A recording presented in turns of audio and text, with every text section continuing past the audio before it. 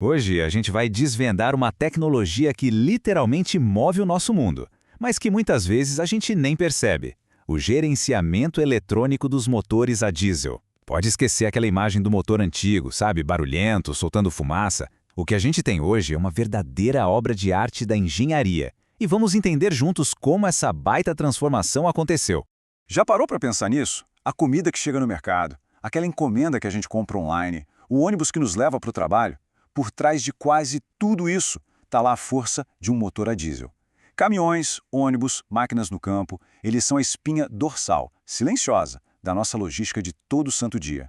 E por um bom tempo, esse coração foi puramente mecânico, forte, confiável, mas com suas limitações, né? Com as novas leis de emissões ficando cada vez mais rígidas, tipo a norma Euro 3 aqui no Brasil lá por 2005, o velho sistema mecânico, coitado, simplesmente não dava mais conta do recado. Era preciso uma revolução. E essa revolução, olha, ela veio na forma de elétrons. A eletrônica não foi só uma melhoriazinha, um upgrade. Ela reinventou por completo o jeito do motor a diesel funcionar. A diferença é gritante. É tipo comparar um relógio de corda com um smartwatch. No sistema mecânico, o controle era limitado, meio grosseiro. Já no eletrônico, a gente passou a ter um controle preciso, milimétrico sobre cada gota de combustível. O resultado?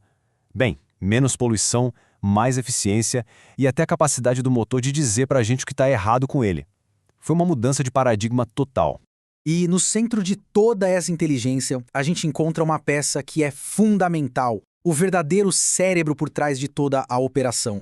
Os benefícios que esse cérebro eletrônico, a ECU, trouxe são transformadores.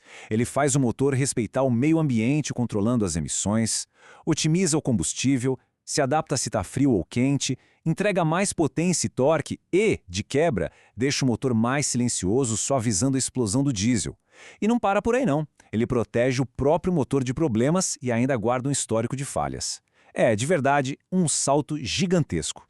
Mas um cérebro, por mais genial que seja, precisa de músculos para executar as ordens, certo? No motor a diesel, esses músculos são os sistemas de injeção. Vamos dar uma olhada nos 3 principais tipos que evoluíram junto com essa tecnologia.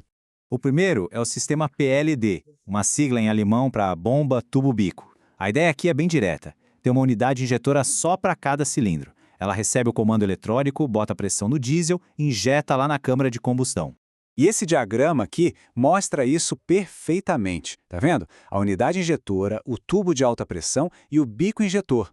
É um sistema robusto, onde cada peça tem uma função bem clara. O cérebro eletrônico dá ordem para a unidade injetora e ela faz todo o trabalho pesado de pressurizar o combustível. Agora vamos para o próximo passo da evolução, o sistema PDE, ou IWIS.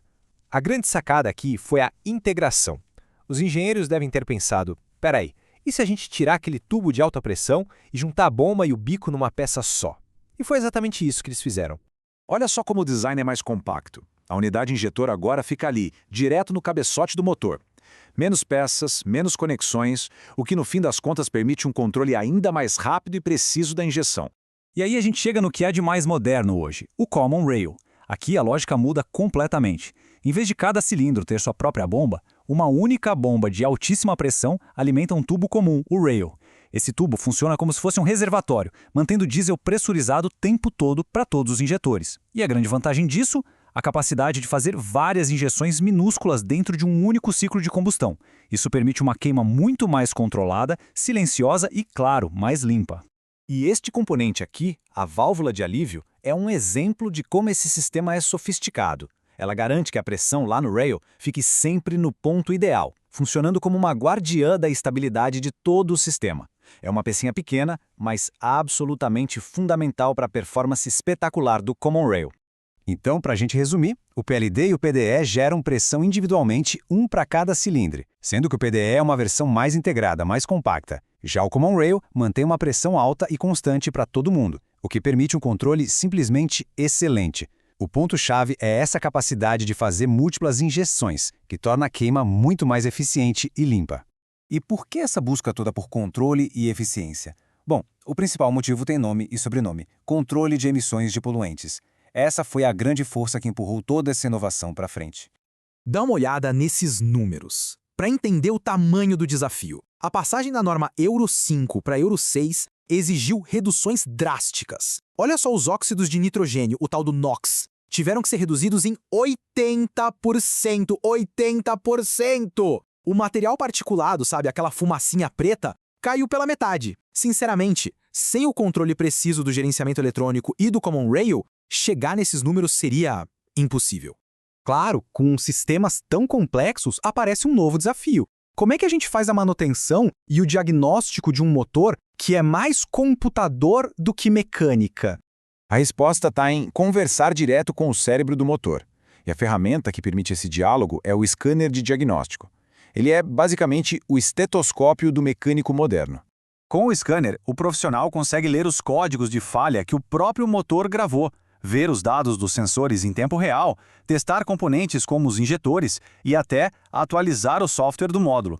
É uma ferramenta que não dá para viver sem, para garantir que essa tecnologia toda complexa continue funcionando direitinho. A gente viu a jornada do motor a diesel, de um coração que era puramente mecânico, para um cérebro eletrônico super complexo e eficiente. Mas e o futuro? O que será que o futuro reserva para essa tecnologia?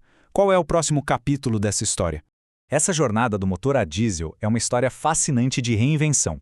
Pensa bem, ele teve que evoluir para sobreviver, se transformando de uma fonte de energia bruta para um sistema inteligente, super eficiente, capaz de atender às exigências mais rigorosas do nosso tempo. E isso tudo nos deixa com a pergunta para o futuro. E o mundo que está caminhando cada vez mais rápido para a eletrificação, qual vai ser o papel desse motor a diesel, agora tão sofisticado e tão mais limpo? Ele ainda vai ser a força que move o transporte pesado e a logística do mundo? Ou será que a gente está vendo o auge de uma tecnologia em seu capítulo final? Bom, uma coisa é certa, a sua capacidade de se adaptar foi o que o trouxe até aqui. O que vem pela frente é o que a gente vai observar junto.